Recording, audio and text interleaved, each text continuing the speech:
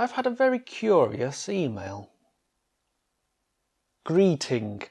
My name is Carrie Ann. Please, I have something very important I want to discuss with you. For more details, quickly reply to my private email address here.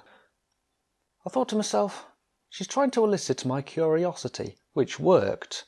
I was very curious and decided to tell her just how curious I was. Ooh, what a curious email. I'm very curious. Told you. I'm more curious than Mr. Curious doing something rather curious in Curious Land. Hashtag curious email. What would you like to discuss? She says my name is Mrs. Carrie Ann Funshow, although a few days prior to this she was calling herself Wendie Webb. And she's got millions, and she wants to give it to a God-fearing person who will use this money for charity work. And then she asks for more details. So I reply, I can assure you that I'm a very honest person that fears God so much that I am frightened to put my foot in church.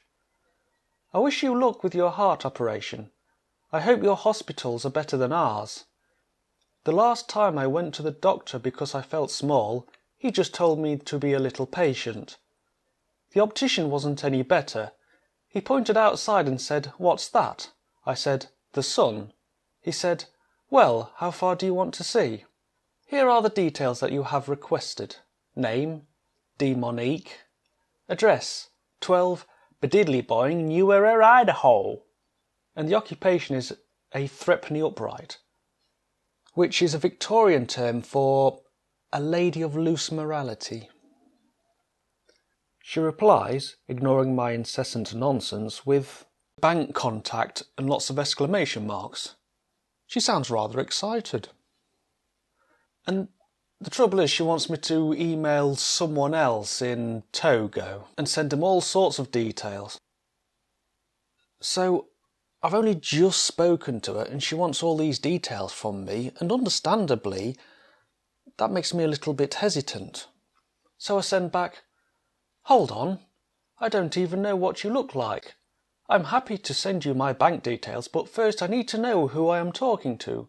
I'd like a photo of you, but to prove that you have not just sent any photo, just hold up a piece of paper with these code words written on it. I'm a pin-up." I really wanted that photo.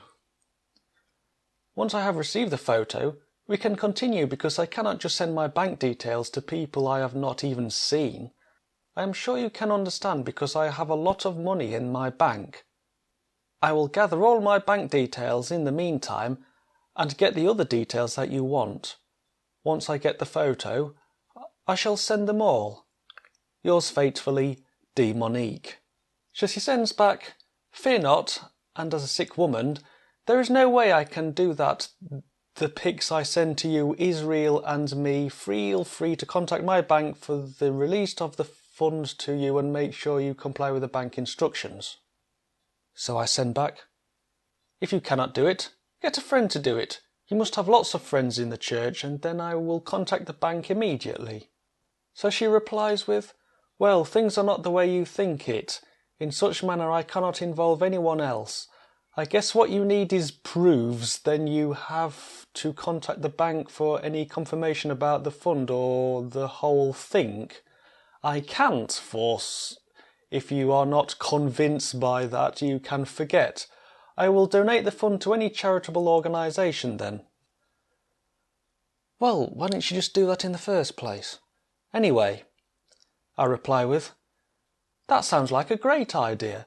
Send the fund to a charitable organisation, perhaps one that sticks buffalo wings back onto buffalo or something." And then she stops talking to me. Well, I'd like to show you one more. It's just a quick one, by a gentleman who is offering me financial assistance, loans and all sorts of things. I want to show it to you because right at the bottom he says, "Pastor Samuel Loan Shark, PLC. He calls himself a loan shark. Anyway, I just reply with, "Dear Pastor Army, you remind me of Pastor Dutchy on the left-hand side." Pass the Dutchy on the left-hand side. Anyway, that's all for this video. Thank you for watching.